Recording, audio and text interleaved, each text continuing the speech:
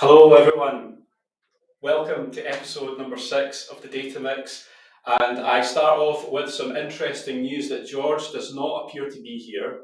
Oh, hang on, George is right over here. George is right over here because we are in an actual room that deserves a fist bump, mate. So for the first time ever, I think in 20 episodes of Clip Meetup Scotland and 5 of the Data Mix, we've never sat like this. I know, exactly. And we were just saying off camera, well, on camera, off camera, it feels a bit weird. It's like we're in person now. We can't get away with those bloopers that we had when we have to look at the camera now, and we have to look at each other and coordinate all of that stuff.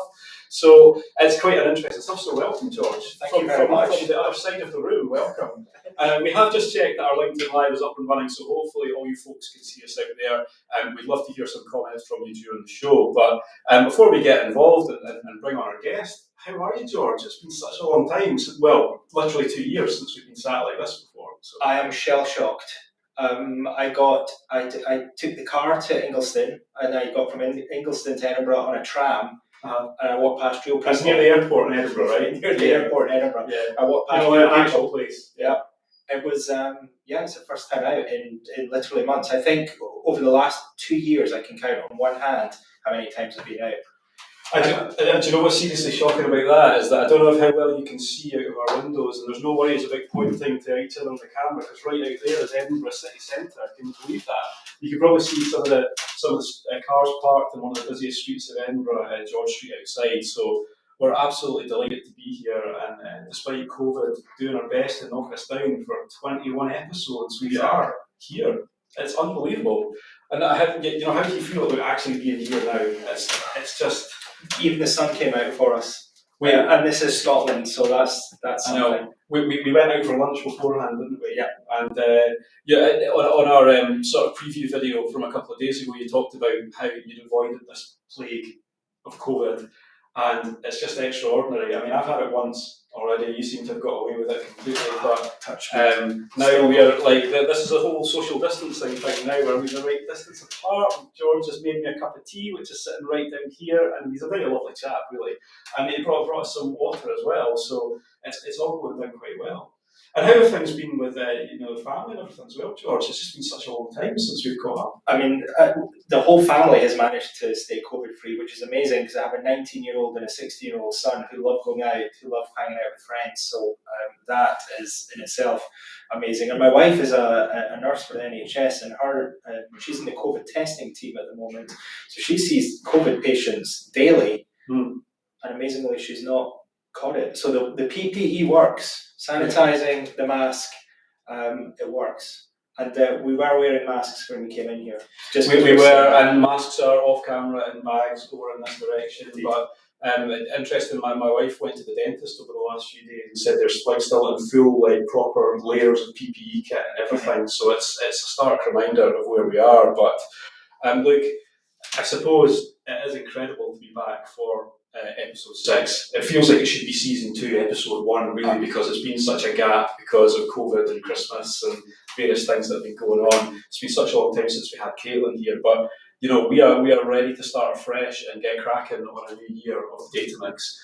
And we've got a really exciting episode ahead with a twist on COVID as well, as it turns out. Yeah, so you may have noticed we have been promoting this as having everyone in the room, right? And you may notice there's only myself and George.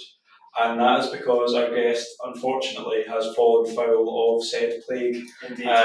But we're very happy that he's still able to join us today. So I think without any further ado, we'll get, hopefully, Simon in on the act here. Let's see. Now, you can see I'm actively working the laptop here as we go. This is a different setup for us, so hopefully it's all going to happen. Hello. Simon, hello. How are you?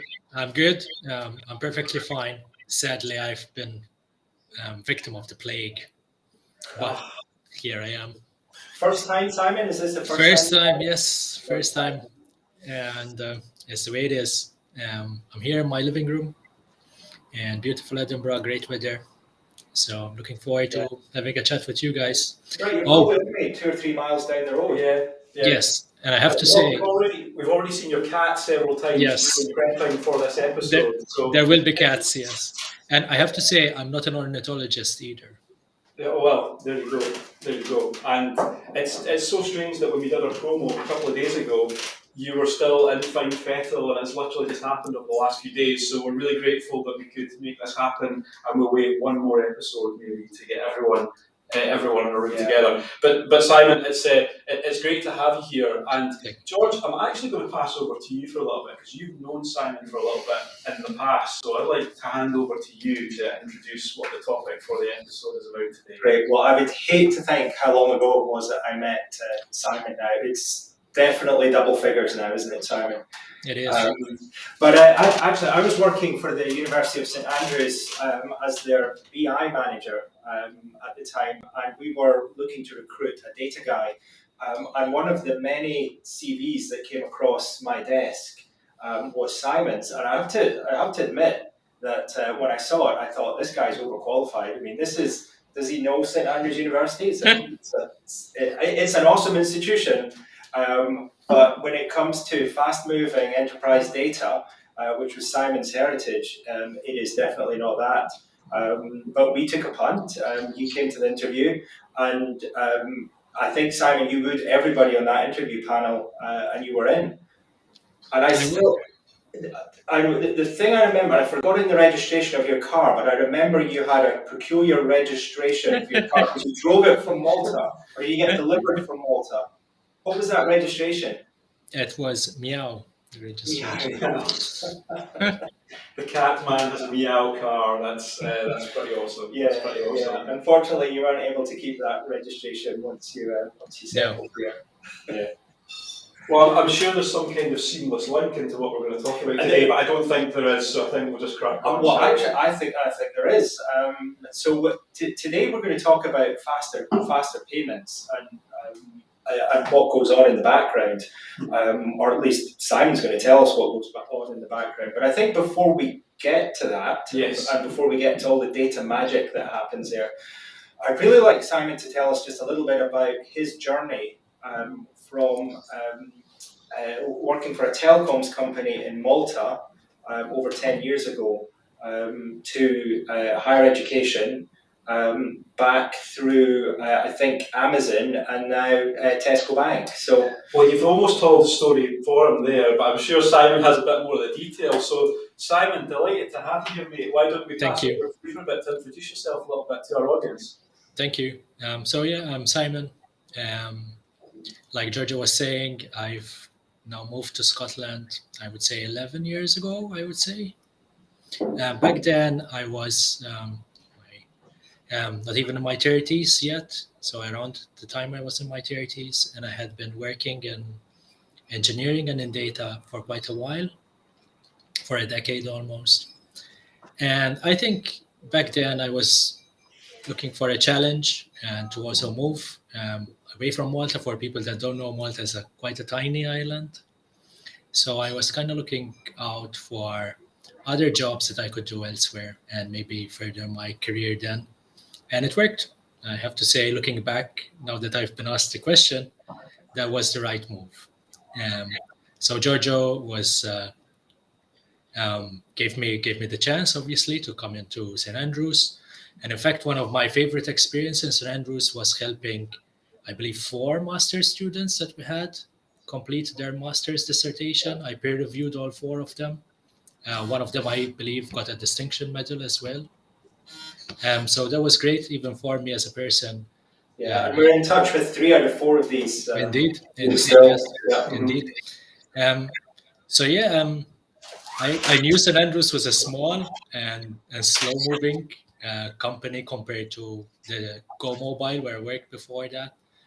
But I kind of sensed that it would be a good career opportunity for me and also to grow as a person, to challenge myself, moving to a new country and to something different. I had 4 good years at St Andrews, almost 5, I believe. And then Amazon came calling and I couldn't refuse. And that's it, really. From there, I went to Amazon, research and development in customer services. And then after about 3 years of that, I feel I had reached my work-life balance limit and decided to move on to Tesco Bank in data, where after a couple of years, I moved up to not just solving data problems, but solving all manner of solution design and engineering and architecture problems. And that's me. Yeah. Simon, do you want to tell us a little bit about what it was like to work at Amazon? Because we hear good things and bad things. We love the innovation that comes from that company, but we also hear that people burn out, that they work their people hard. It's like the Google and the Apple and the Amazon. It's having it on your CV versus what is life really like there. So we've secretly brought you here to do an expose. on Amazon side. No, What was the experience like for you? Did you feel like it's you were cog in a wheel, or did you feel like you had a real, a realist there? What was it like for you to work in that larger type of company? I will have to say that it's very different working for FANG, right, Facebook, or the rest of the companies, Amazon, in the sense that they have a different ethos on how things should be managed. For example, at Amazon, Tuesday mornings was always, at least from where the area I worked in, intelligence, right? It was always reporting time. People would gather religiously. There was process on how we would assess the previous week. And they would do that in an organized fashion. And people are very driven to make sure things are looking good for next Tuesday. And if they're not looking good, statistics wise, then they would have explanations behind it backed by data. Even having worked in Tesco Bank and and having friends in many other institutions, I don't think that there's any other company that I know of that has that rigor. Yeah. Obviously, the con to that is that rigor, that weekly, week in, week out performance assessment of where your department stands, that is very demanding. So that's where the pressure comes in, that week in, week out, you're trying to push the envelope forward. So yeah, I don't regret the time I did there. Obviously, it was a great experience. I also helped build some of the Amazon toolkit that then they went about selling in the data I space. love the way It's that great. the little things are just getting slipped in there. I just casually built a bit of the Amazon toolkit over there. You know what, Simon? I've got the real question for you. Is that does that mean that you get an extra percentage on your subscribe and save? I think that's the only thing that we care about. So when it comes to the cat litter getting delivered every 3 weeks, do you save an extra fiver every time? Sadly, with my time Oh. finished at Amazon, so did my discounts. Oh, that is devastating to say the least. But I mean, in terms of the role that you had on Amazon, how did that fit with where you were in your career? At that point, were you really stretching yourself, or was it something that Yes. you knew what you're walking into? How did that feel at the time? So at Amazon, obviously, the volume of data is the real definite delineator. Volumes are huge for everything.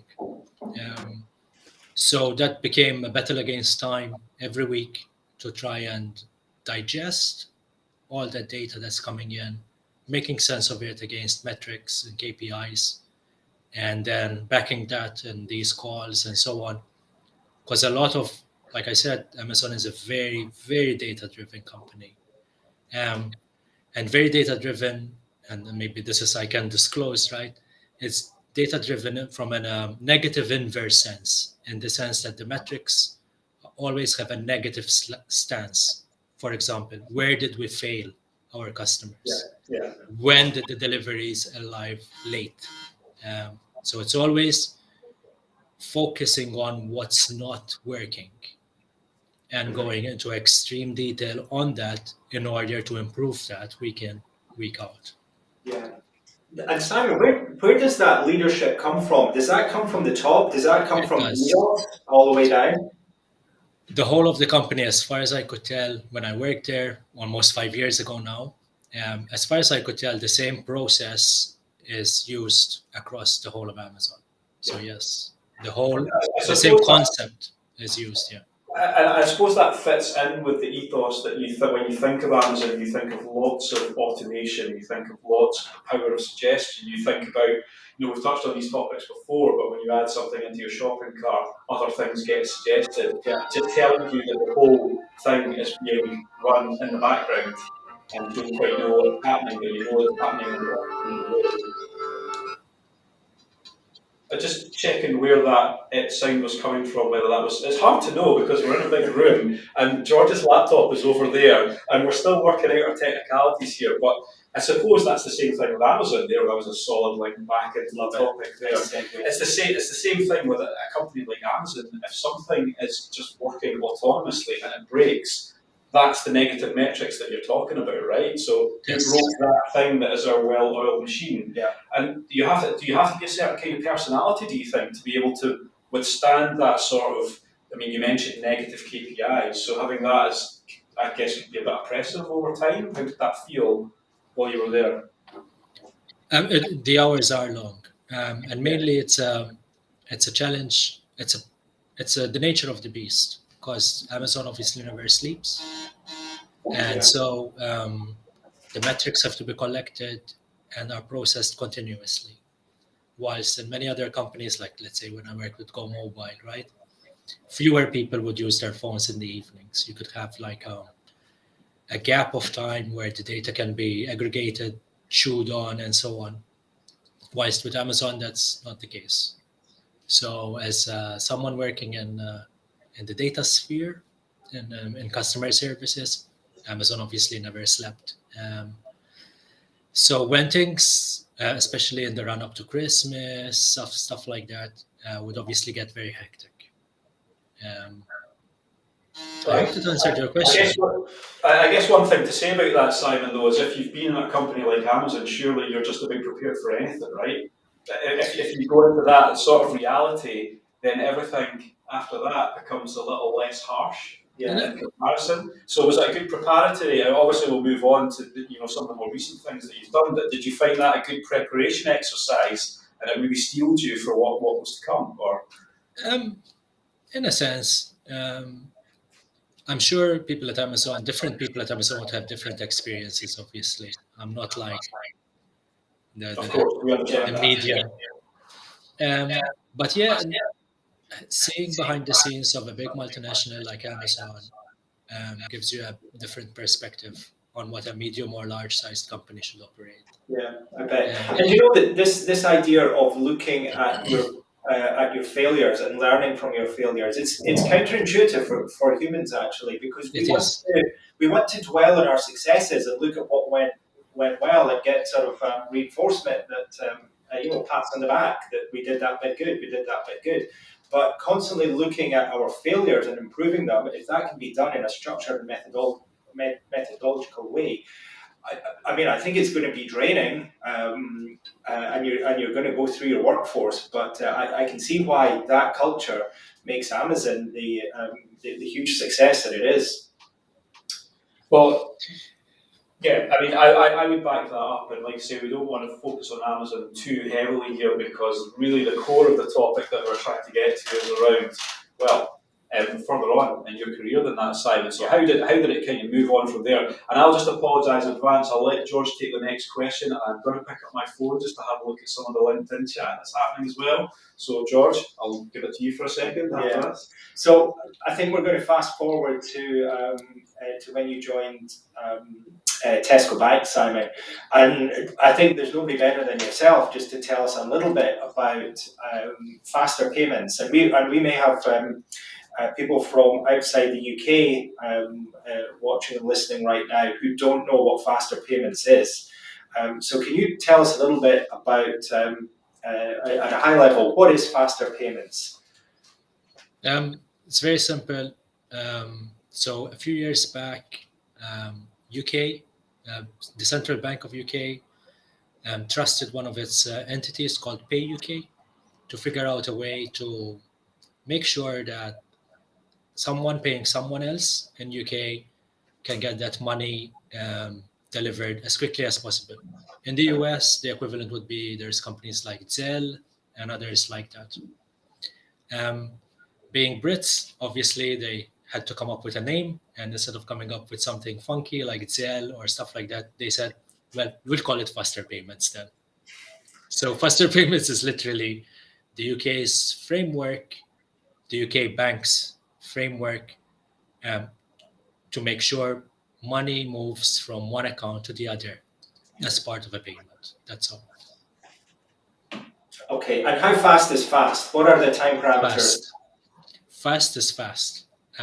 Between a bank and the other bank, as a bank receiving a payment, right?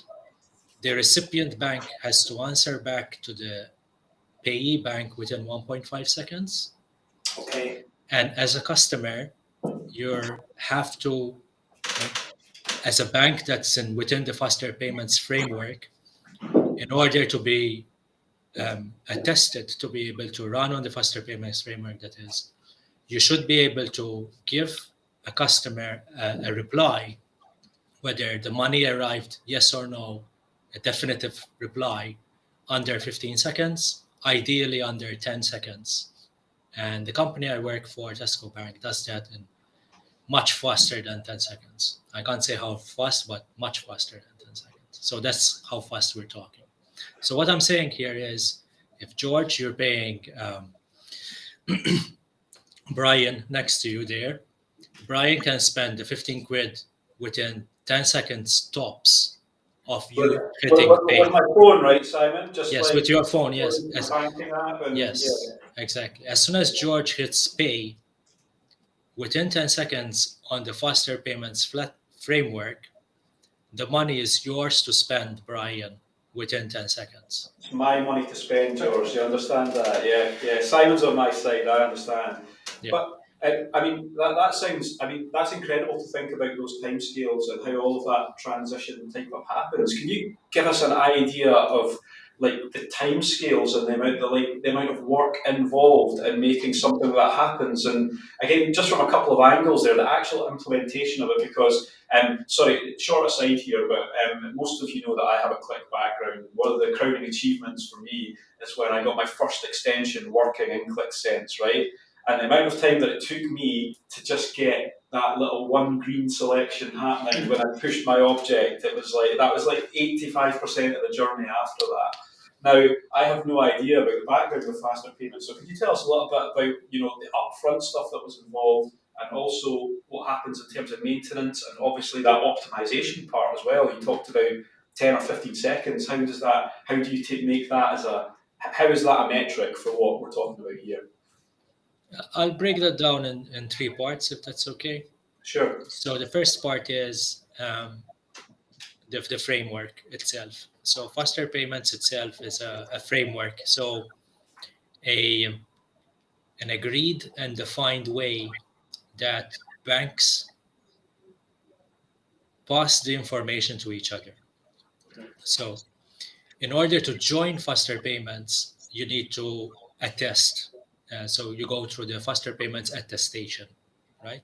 And it's very rigorous. Originally, faster payments was only the 9 major banks in UK.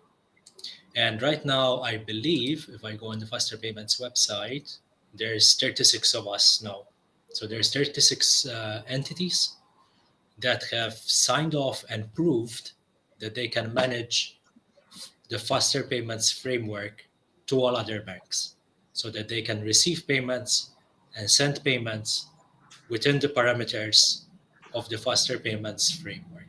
So first of all, there's this whole testing mechanism that you need to overcome and fulfill in order to be given the tick box that you're faster payments direct member. So that's the first thing, right? Including, for example, like I said before, if you're receiving a payment from a bank, you need to reply back, yep, that account is correct or not, within 1.5 seconds. And you have to do that at volume. And this brings me to the second part. It's not just managing this half the time, right? You have to be able to manage this no matter the volume being thrown at you. Just that amount of scale and achieving Yes. that consistency at scale must be an incredibly... And the continuity, no room for error. No room for error. There has to be failover mechanisms and so on. Just to give a scale of this, right? Just last month alone, the whole of faster payments across these 37 entities, 36, 37 entities, was 310 million payments. So in 1 month. So there would be more than 100 payments a second.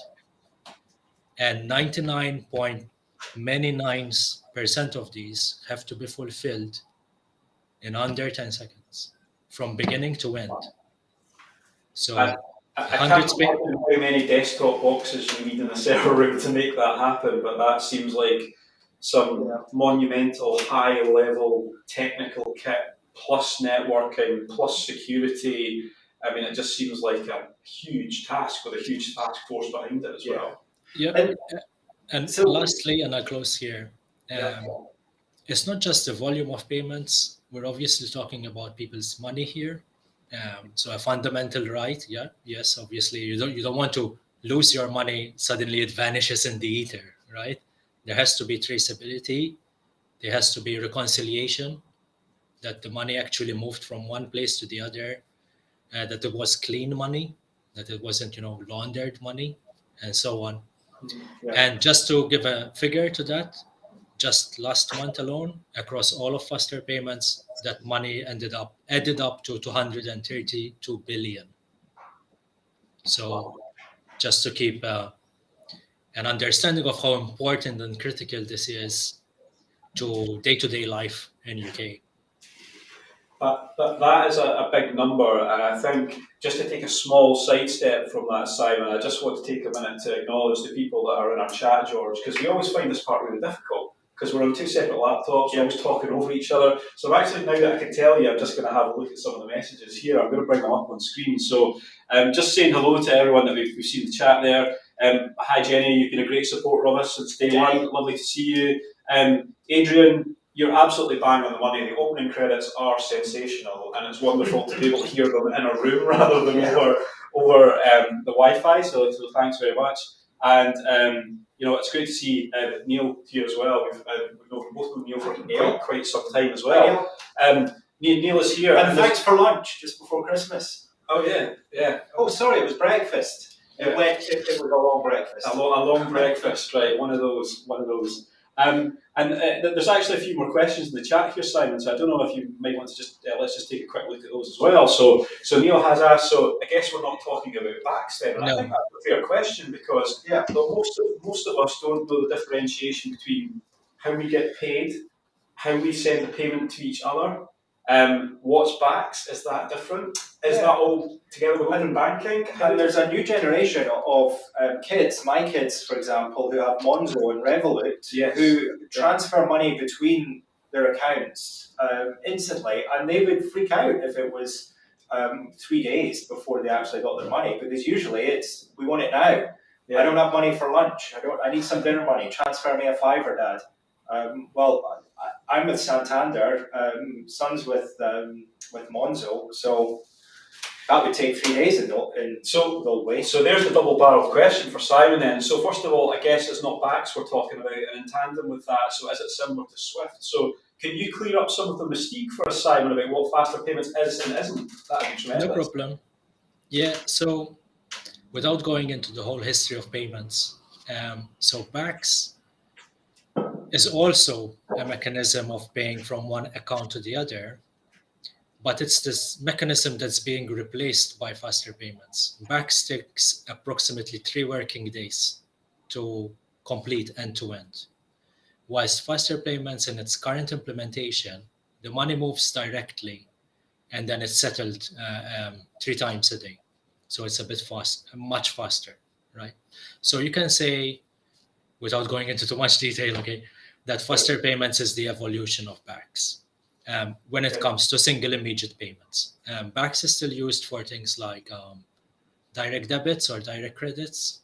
Salary. Pretty sure my salary goes through backs. Salaries, stuff like that. Standing orders. Let's say you have an account with Virgin.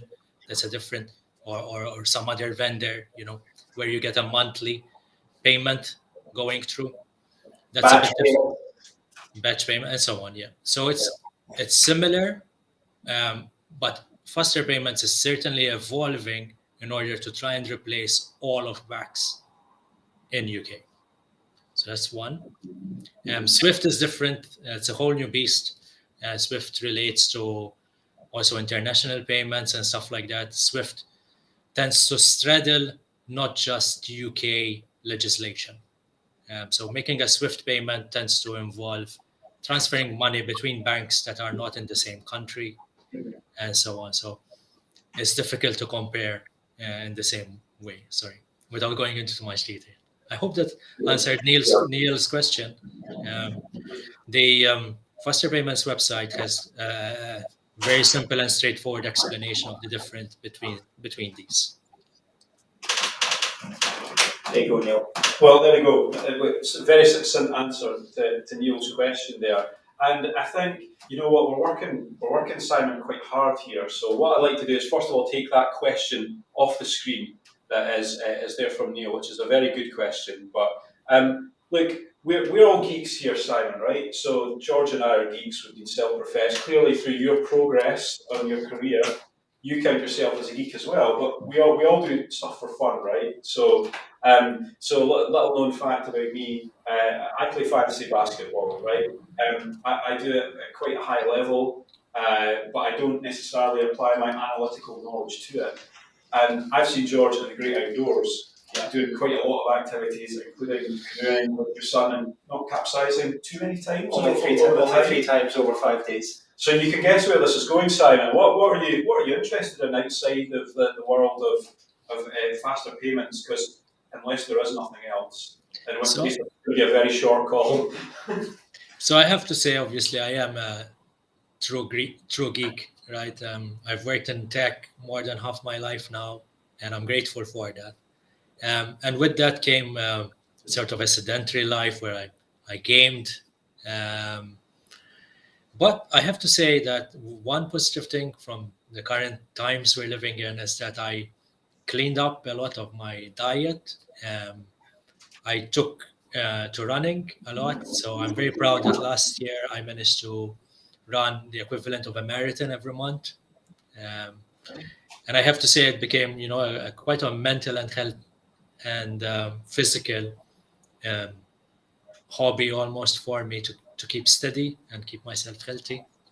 Apart from that, I still do plenty of geek pursuits. I enjoy chess, and I enjoy playing online gaming, and not sure, the usual stuff, and then Netflix, and I don't know, and meeting my mates, going out for drinks, and so on. So I hope that answered the question. Yeah, that sounds good. I've recently started playing chess with my son, and my son is 8, and my son probably defeats me at chess more than I'd like to admit, even when I'm trying. Once we've got past the stage of, oh right, this is how a knight moves, like he just gets it, and then I end up in, I don't know. I always remember that this is a bit of chess chat. I hope you don't mind, but I always remember like when chess was on the TV. Do you remember when Gary Kasparov was around?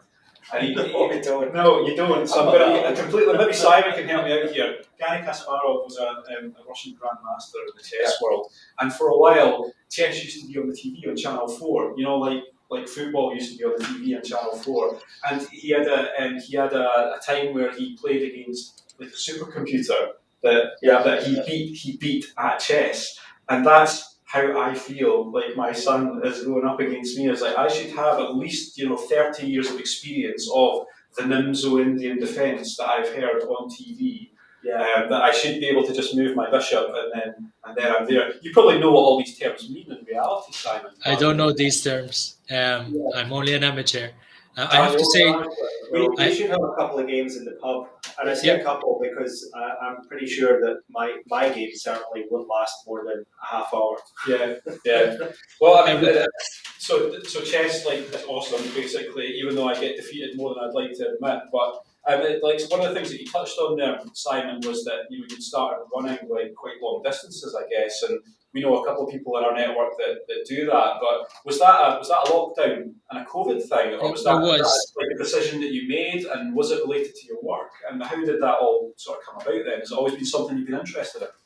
No, I really wasn't interested in running, but obviously when the lockdown started and so on, it was one of the ways I could, mentally and physically keep myself stable. And the distance simply increased with time. And I find myself becoming a runner, oddly. Shout out to the Edinburgh Chess Club, who is on its 200th year anniversary this year. So that was a good time to join. Well, there you go. That sounded like a bit of a shunt of George and I in our direction. Yeah. That we're sitting here in our lazy chairs at we work in Edinburgh, and our honest opinion is that we're probably going for a beer after this. But maybe we've just been talked out of that by Simon on camera there. So I don't know. Maybe we could go for a run at the weekend. well, we could do that. We could do that to make up for it. Yeah, yeah. No, but it's great to know a little bit more about you, Simon, and obviously, your journey so far has been, fascinating. But I did have one other thing that I wanted to I guess, talk about just now, and that's, in terms of this tech that's happening with faster payments. Again, if you take into account all of these different technologies that we've talked about with banks, Swift, and all of these precursors, why is this technology happening now and not sort of 5 to 6 years from now? Is it technology has caught up with the ideas, or is it the ideas with the technology, or is it a skill based thing? What do you think are the sort of reasons behind that? Why it's all happening now? A lot of things happened in the last 5 or 6 years when it comes to payments. And I think the biggest one is that banking, maybe here, obviously, there will be a lot of people that will have their own views. But banking, slowly but surely, in UK at least, is becoming more of a service rather than it being an institution. What I'm trying to say here is like the same way plumbing is a service in your house rather than the house. Banking is becoming more of a medium rather than the actual thing that manages your money. It's like BaaS, isn't it? Banking as a service. I mean, we're moving past the days where we've got a bank on every high street corner. I mean, you've probably seen in the news stories that there's banks closing down left, right, centre. Yeah. Not just because of COVID, but because the electronic side of banking and open banking, and I just want to touch on that in a bit as well, has really transformed the way that we often don't need.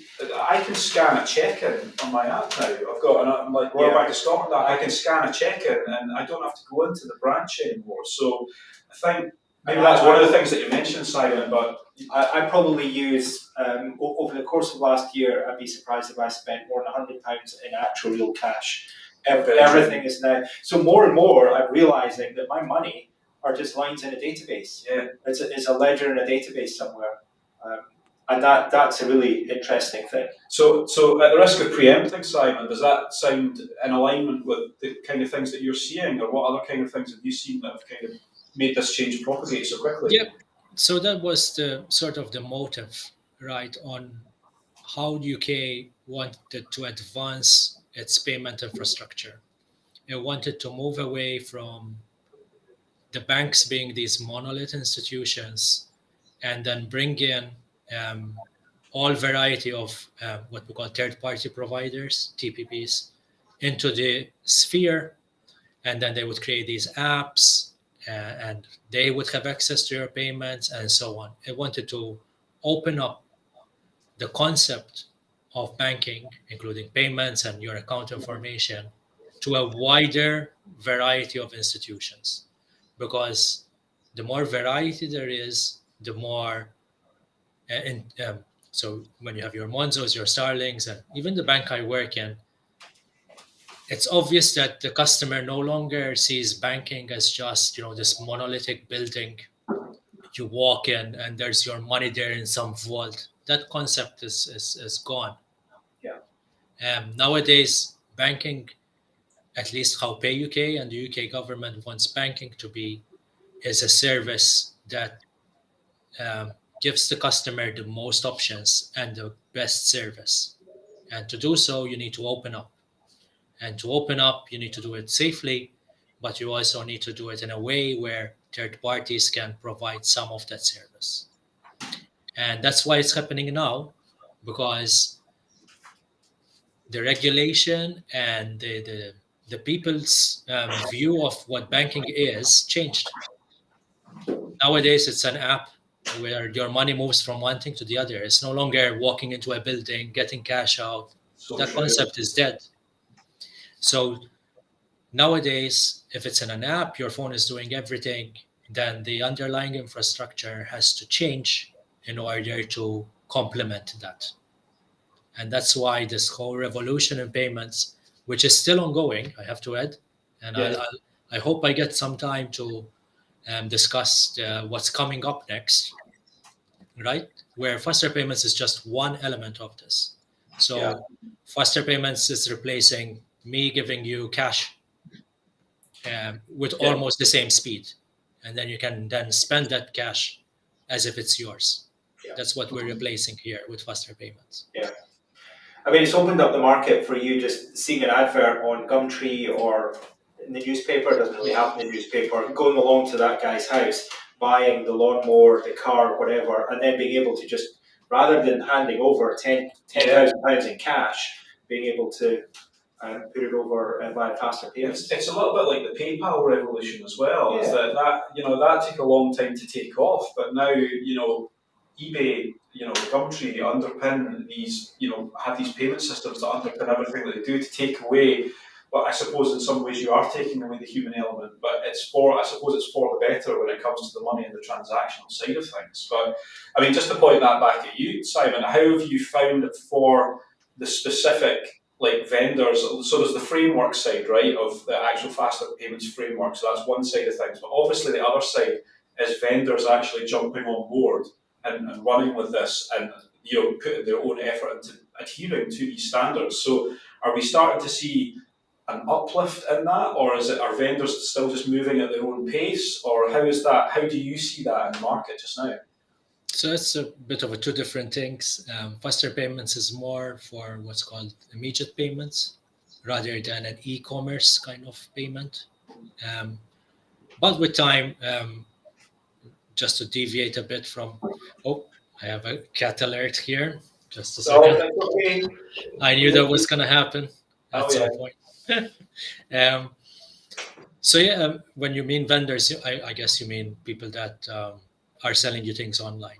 Is that what you mean? Well, I guess like vendors or like say banking institutions, other banking institutions, are they all moving at the same rate now? Or I suppose that's maybe hard to tell if you're part of one and not another, but how does the industry feel like it's heading at the moment? So that's a bit of it's definitely moving towards the customer being given more options. So one thing that's coming in definitely will be the improving of what's called the request to pay concept and also the confirmation of payee concept. So both these concepts are becoming more and more embedded into the normal framework of data flowing from one entity to the other so that it's all standardized. So request to pay, for example, let's do an example. Let's say you went to a meal and George has to pay you 100 quid for his share. And George is like, I can give you 20 quid now and then maybe 80 quid later. Currently, you can't really do that if you're a bank servicing either George or yourself. That's not a standardized approach to things. But the way things are moving is that UK at least is trying to standardize how to do that, to give options to George and options to yourself on how to pay. And that might, in the future, impact pretty much everything. How we do even e-commerce, how you pay for a product online. Maybe I pay it now, maybe I pay it later, maybe I pay it in installments. All of that is the drive is to standardize that, either through the faster payments framework or the open banking framework. So I hope that answered the question. It was a very vast question, right? Well, I understand, but I suppose from our side, Simon, I genuinely speak from the heart when I say that a lot of the topics that we cover on our show, we know next to nothing about. So the questions that you get from us are probably questions that are fairly similar to sitting in the audience. And we've actually got another one out there, and it's a fairly lengthy one, but I'm going to pop it up here and just see if it flashes up anyway. So the banking industry is highly regulated. Do you think the concept of speedy data transfers is transferable to other less regulated industries? That's a very good question. So that's a long question, but I think it's quite a pointed one actually. What are your views on that? It's an amazing question. There's a whole debate online around, for example, so open banking the concept of allowing a third party to do payments on your behalf or to access your account on your behalf has been seen as a revolution. So it came via an EU directive back then, PSD2, but it has been since onboarded into UK legislation. And open banking works, and more traffic flows over open banking.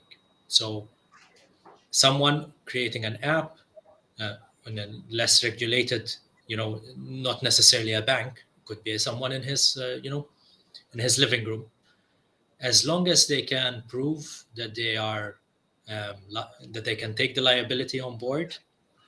If they use the open banking framework, that guarantees sort of safety for the customer. Now, people are saying, what if we take that concept further out?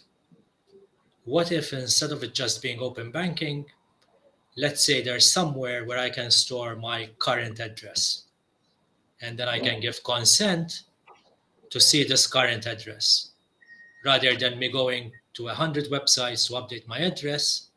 Why shouldn't that address be centralized in sort of an open data platform? And then I give consent for you to read that address.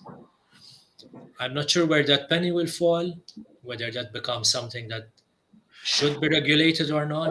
Yeah, But there's certainly the questions coming up, whether it should be made into a secure setup to store not just banking, but other kinds of information, whether that's a framework that works or not. There's obviously privacy concerns and so on. Who regulates the regulators? But yeah, it's certainly a very widely discussed topic in terms of the open platforms. So yeah, very good question. I feel like Caitlin and Simon could have a really good conversation. I was just about to say that our last guest, Caitlin McDonald, was here to talk about data ethics back in September, and this is a fascinating segue of what happens with GDPR and our data. Oh, exactly. I don't know the word. There's ethicality. Ethics. Thank you. Ethicness, ethicality, ethics. Well, what are the ethics of that situation? Because all of a sudden, when we've been through this whole loop of GDPR, that we have to tick boxes and not untick boxes, and we can use, PII, personally identifiable information for this and not for that. So this is a fascinating crossover about how that could. I guess could that become a centralised thing in the future? I think it would be great. It's a great idea. Never really considered it, but obviously consent would be central to that. But it does open up the even bigger question. I think that banks have historically been very poor at monetizing the kind of data that they hold on everybody. Now, for example, my bank could very easily profile me by the shops that I buy from, the groceries that I purchase, the clothes that I purchase, the tools that I purchase. They know an awful lot about me. Well, that's how we get credit scored, isn't it? Not only how we get credit scored, but also how we get a boosted credit score with these apps. It's looking at our transactional. But I guess what I'm curious about right now is if we tie the data monetization side into faster payments. Simon, how much of the information that my bank knows about me is transferred to Brian's bank when I pay him that £15? How much does Brian's bank now know about me as a person? Nothing. Right. The bare minimum is passed through. Excellent. It seems that's ticked that box then. Yeah, absolutely. And look, I can see that we're sort of edging out towards time now, so I do want to give Simon an opportunity because he did mention it earlier as well. So obviously we've talked a little bit about the current state of affairs with faster payments, but obviously, Simon, that must give you exposure to lots of other areas, and I'm sure some areas that you're very excited about in terms of what's happening next with the architecture in the future. So do you want to talk to us a little bit about that and what some of the things that you see on the horizon? And maybe, I don't know if you can tell us anything about what you're specifically working on, but what's going to happen in the near future, do you think? So I'll answer the last bit first. So as solution design, I don't just work on payments. I get to solve all manner of other challenges.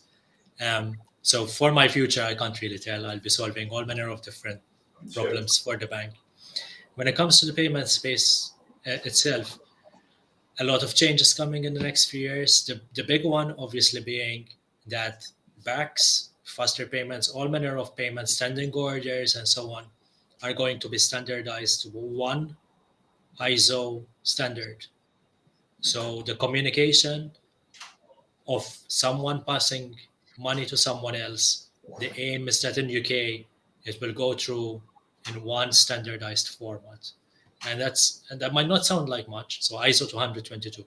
That might not sound like much, but it's the equivalent of having all the cars and all the roads and all the signs all being compatible.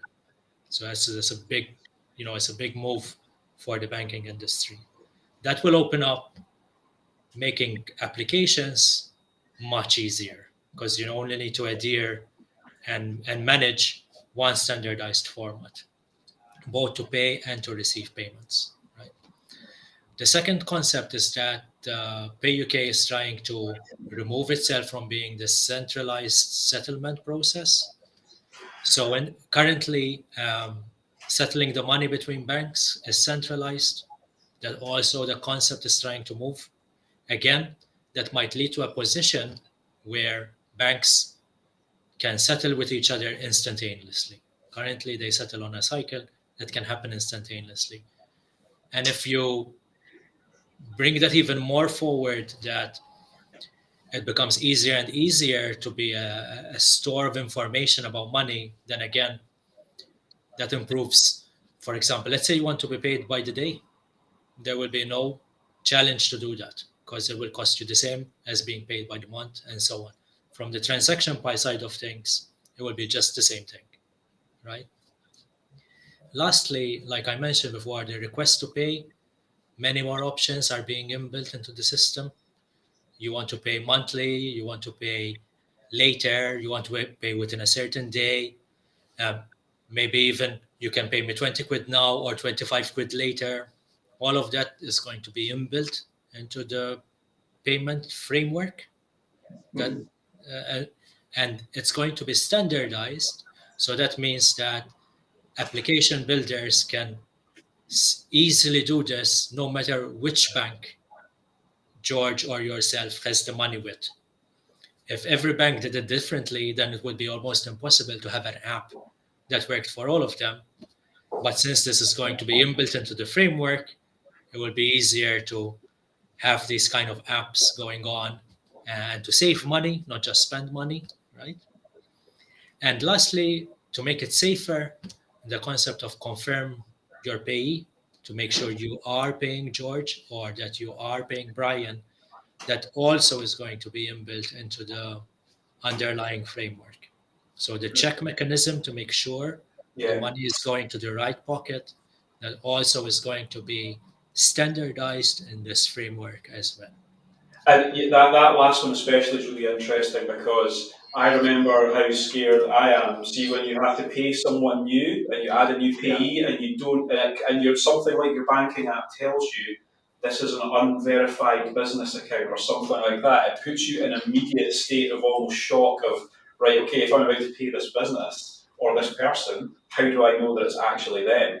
And I think, having more standardization and legislation around that would be a massive step forward. So I think that's a really big one. Yeah. That's all I had for today. For what's next in payments architecture, a lot going on, obviously.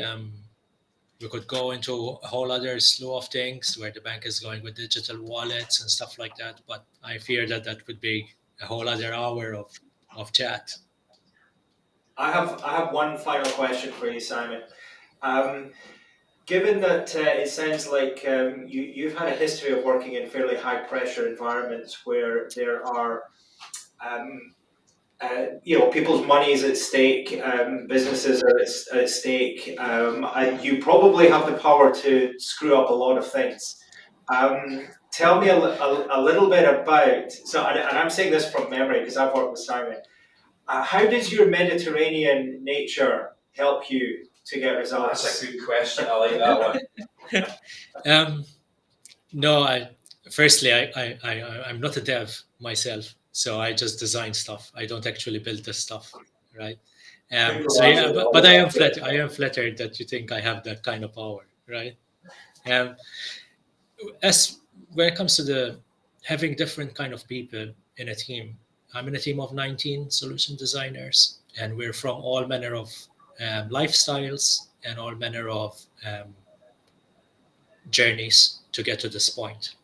Um, I think that having a variety of people on board fits the variety of projects that a company would have. If you have the same kind of people, they will tend to be good to solve the same kind of problems.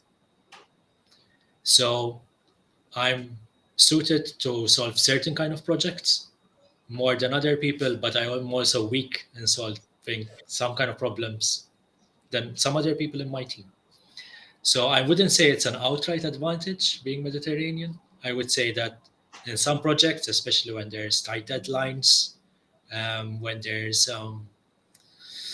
I don't know, maybe there's a lot more unknown than known. I tend to work maybe a bit better. On the other hand, if there's projects that require a lot of um, reading, regulation, tedious stuff, maybe I would suffer. So it's a pro and a con. Yeah. I think in terms of having that experience, that's a big factor, isn't it, as well? Yeah, intuition. Intuition is always. Yeah. It's a difficult one to get. That said, I would like anyone here that's a dev, especially that wants to go into payments and banking. It is an industry that's changing very fast. It's very exciting. I wouldn't have said this, myself 5 years ago. But yep, it's moving at a fast pace, changing at a fast pace. There's a lot of exciting products and companies out there, and maybe it's worth looking into.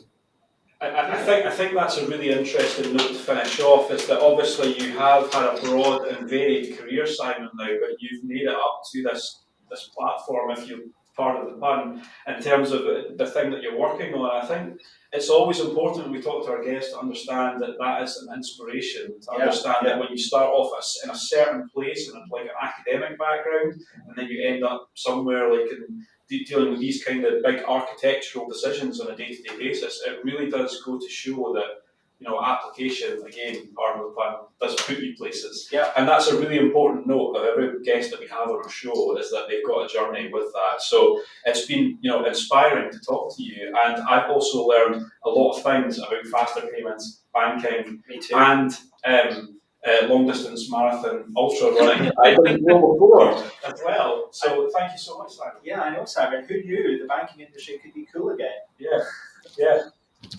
I think it gets a bum rap sometimes because it's seen as a very sort of stuffy industry at times. Yeah. But the reality is that technology is just expanding so vibrantly in that sector that it's just great to have a bit more detail about it. So, I don't know what to say, Simon. It's been an absolute pleasure to have you and your cat on occasion as well to join us. And George, we're just running up at the hour there. Have you got any closing comments? I'm just sorry you can't come for a beer with us after. I know.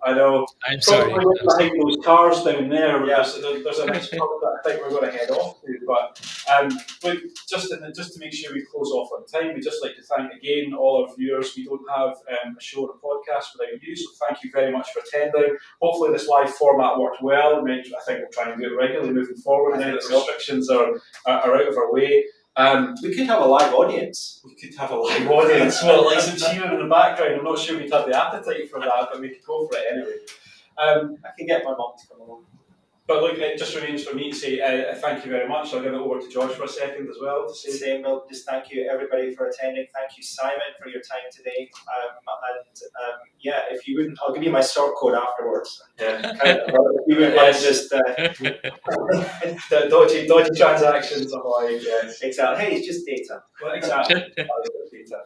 And that's us. We are the Data Mix. This was episode 6 with Simon Caruana. We hope you had a great time joining in with the show here. Thanks to everyone who commented. And we really look forward to seeing you for episode 7, which will be coming up on your timelines and LinkedIn very soon. Okay? So all of us would say thank you very much, and we will speak to you all very, very soon. Thank you. Thanks all. Thank you. Bye-bye.